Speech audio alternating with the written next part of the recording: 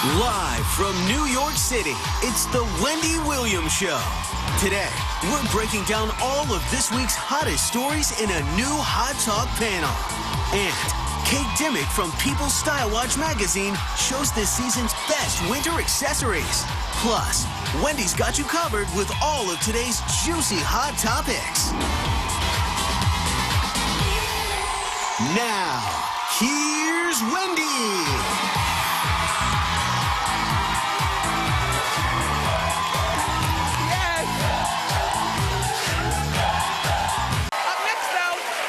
Talk panel is here to break down the biggest stories of the week, so don't go far.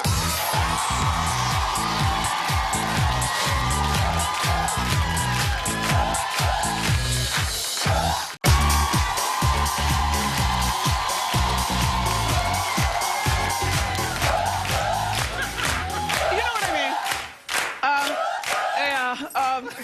It's time to discuss this week's hottest topics in our latest edition of Hot Talk. I love Hot Talk. Joining me today are all three old new friends. Joining me from TLC's new show, All About Sex, which airs Saturday nights at 11 p.m. Say hello to our friend, Heather McDonald.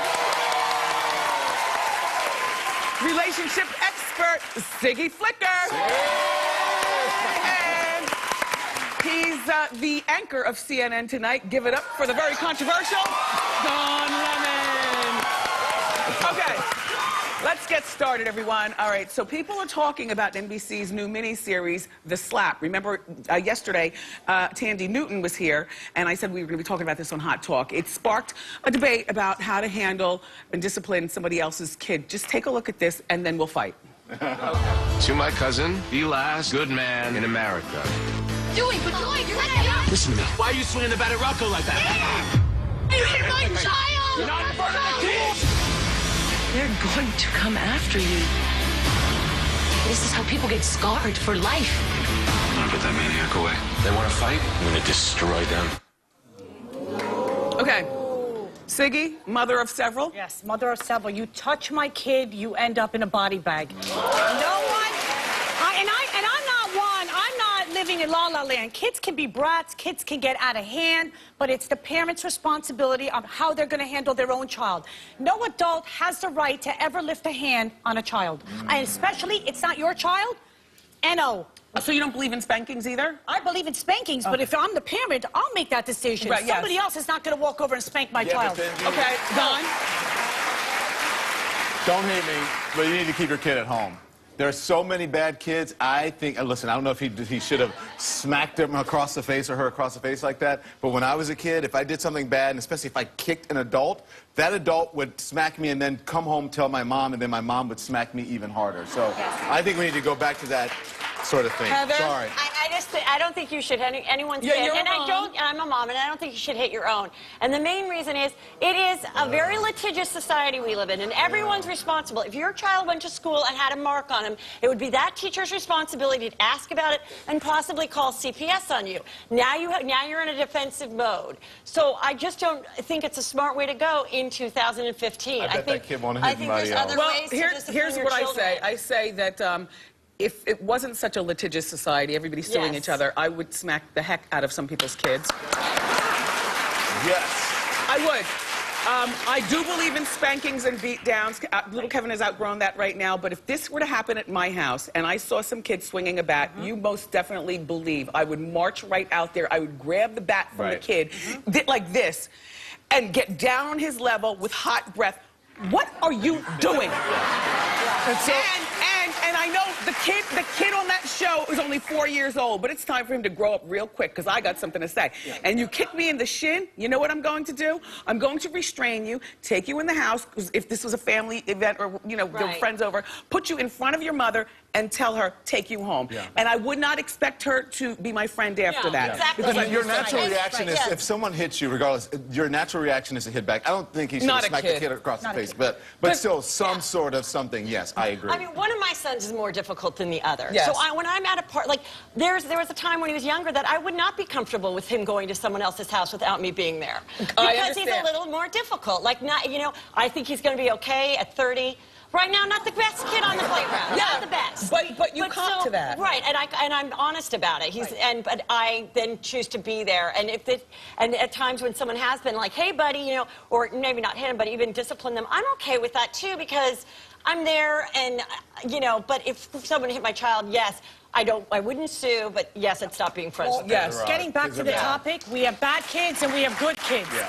Bottom line is, you have no right to discipline somebody else's child. You lift a finger on somebody else's child or my child, you're going Is down. discipline talking to them with hot breath? Yes, and cursing and I didn't say cursing, but I will talk at your child with hot breath. Come to my house. We don't have enough of that. Kids, I see kids running around. Let's move along. Right? Let's move along. Right. That was the first clip from the first episode of The Slap. It premieres next Thursday at 8 o'clock on NBC.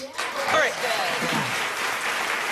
I really have very little to nothing to say about the next story because my answer is fire him and he has no more credibility with me, period. I'm talking about Brian Williams. You've all heard the story, NBC News anchor. His show right now is currently the #1 news show on TV, fact. He was talking about a harrowing experience that he had back in 2003 while he was covering the Iraq War. He told the story again last Friday night. Just take a look and then we'll talk. The story actually started with a terrible moment a dozen years back during the invasion of Iraq, when the helicopter we were traveling in was forced down after being hit by an RPG. Our traveling NBC News team was rescued, surrounded, and kept alive by an armored mechanized platoon from the U.S. Army 3rd Infantry. Okay.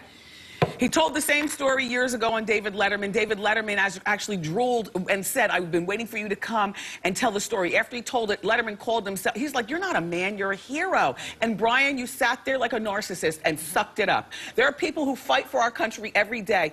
People who really were shot down in the helicopter and put their lives on the line. You, Brian, we know, you've told, he didn't get there until an hour later after the shoot down, and he's safe. So while he's talking, there was, after this clip that we just showed you, there were soldiers who were on social media saying that, wait a minute, I was there. Brian Williams was not there. He was not in the helicopter that got shot down, so they forced him to come out and recant the story and apologize. So now, and you know, I'm sorry. I look at news people, local ones and national ones. This is why I couldn't, remember I told you I was going to be a newscaster or a radio personality. Right. The reason why I didn't choose news, for several reasons, you know, once I got to know it, is because I could not live up to the credibility factor of it. I still like to have fun and go to the club. And dip it and do it. So he's lost all credibility. He's supposed to be the most credible newsman of our time. I believe he needs to lose his job. Clap if you believe he needs to lose his job. Don? Well, this is a tough one for me. Newsman? Yeah, this is a tough one for me because you and I know when you're live and you're talking, you say things, whatever. This is different than saying something silly or having to apologize for that, you know, I misspoke. This is a misrepresentation, so to speak. So it's tough. It's tough to say right now whether he should lose his job. Well, because we have to see how it plays out.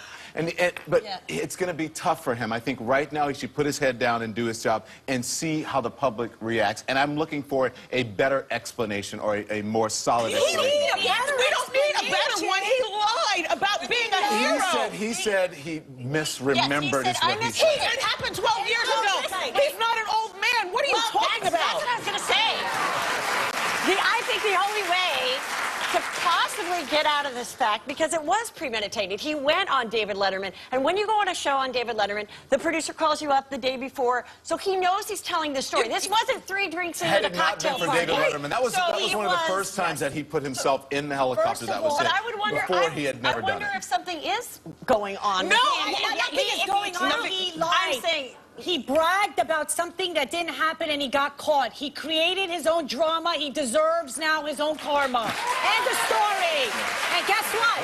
Let America vote. Let's see if his ratings stay the same or they go down. That's what I said. And that's what we should happen. America should But I vote. also think, too, when you think of the old school news person, like you said, you know, the voice of God, I think those days are long gone. And Yeah, that's just but a fallacy. okay, they might be long gone in some people's minds, but when you look at Brian Williams, I still consider him to have to walk the same line of Walter Cronkite and them. And now he's got no credibility to me. If he told me the sky was blue, I'd have to go outside and look for myself. I'm sorry. So, I'm exhausted, all talked out. My panelists, fabulous as usual. For more information on these guys, go to wendyshow.com. Up next, People Style Watch is here, and they're going to show us the winter's must-have accessories, so don't miss it.